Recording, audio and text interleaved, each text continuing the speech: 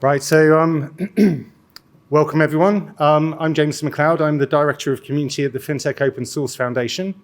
Thank you for that great introduction, Colin. I really appreciate it. And like Colin was saying, Scott Logic are actually a really valued member of FINOS, and it's really great to be able to collaborate with a fellow member on an event like this.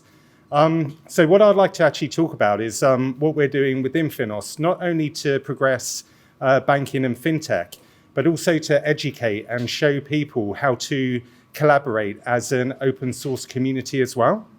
So for the people who actually came to a React meetup a couple of days ago, this will seem quite familiar. For other people who have never collaborated within GitHub before, this might be something new for you to try out. So within FINOS, we actually have a project called the Open Developer Platform.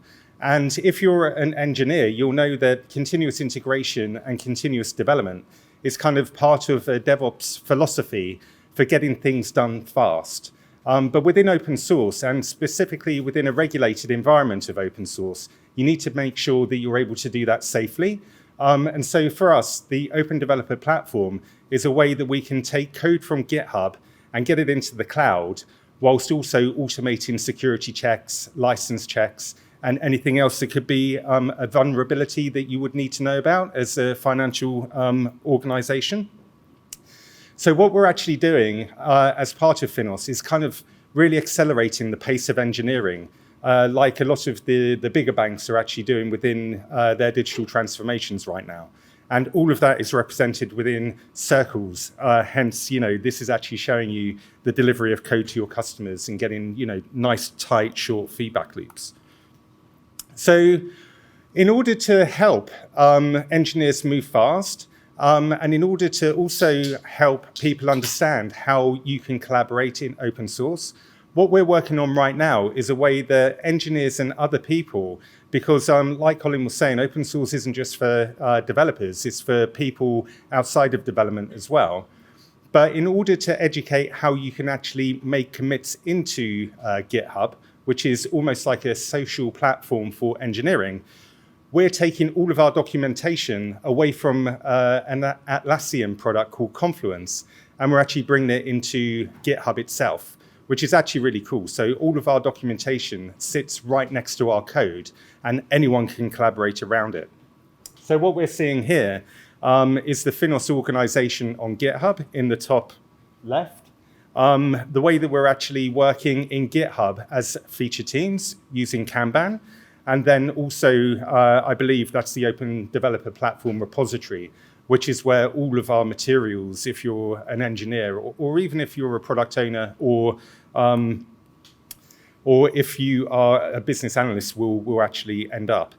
Now, within that style, what you can actually do, just like if you're using WordPress as a CMS or HubSpot or something that takes your content that gets delivered to your website, you can actually deliver all of that content into a repository, which means that everybody on the team can edit your website, okay? Which might seem a bit odd because normally it's marketing who does that, or it's somebody else in a different role somewhere else who does that. But within the context of open source, anyone can edit documentation.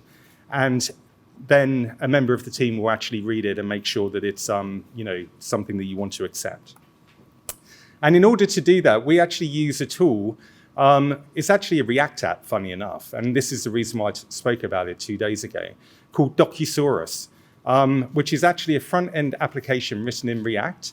And the great thing about it is that you don't necessarily need to be a coder in order to write documentation that this renders. And I'm going to show you how, hopefully.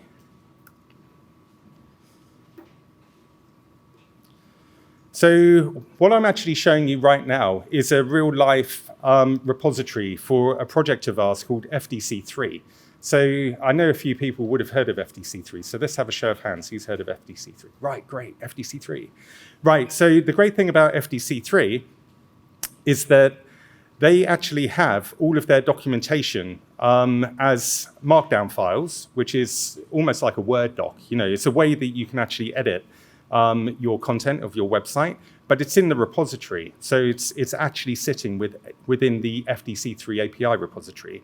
And as you can see, it looks like a rendered Word document. But the great thing about it is that you can actually edit it as part of the code itself, as part of the project. And so what I'm going to do, which is quite risky here because I've not actually tested the local Wi-Fi, which I should have, is actually clone this. So just to prove, so there's nothing in the folder. I'm going to git clone the FDC3 repository. So we'll see that coming down. So what I'm actually doing is bringing the FDC3 API repository to my local machine, and that's what we call our computers. So if I say local machine, I mean my computer. And then if I then take a look inside, you'll see that there's a folder around here called FDC3. Right, so that is big enough. So if I then go into FDC3, you'll see it looks a little bit techy, but basically this structure here is exactly the same as the structure that's listed in GitHub. So it's all down on my computer now. And so if I then open a code editor called Visual Studio Code,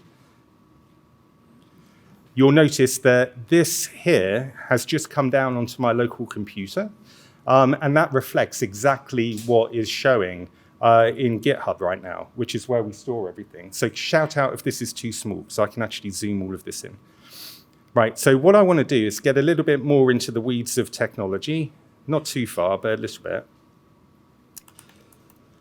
And I want to, within the project, go into the website directory, because this website directory is where Docusaurus actually is. So this is where it's built, and this is where it runs. And I want to run a command called yarn. And what yarn does within open source is it takes loads of different libraries from open source. So we run things called repositories in open source. And all of this stuff that's happening on the desktop now is actually bringing all of those open source libraries down. And it's actually built it. So I've actually got a compiled version of Docusaurus local. And then if I hit or type yarn start, some more magic happens, right? So we get a live reload. And on my local host, which is my local computer, I now have the FDC3 microsite running, which is great, and that's good. But the real gem of this is within this structure of the website, I can now go into the pages. So if I go into the index, for instance, which within like web development, the index is kind of like your landing page. So it's basically this one. If I look up API, which is this heading here, and I do a search for it, you can see it here. So if I then just write James test, I should have written hello world, then you'll notice that this has changed. And so the real kind of power of this is that it puts the microsite into the hands of your developers. So for any documentation that represents FDC3, which is actually in the docs here, so the introduction, which is called up here FDC3 intro, I can then find this within my version docs. You'll notice it's called FDC3 intro.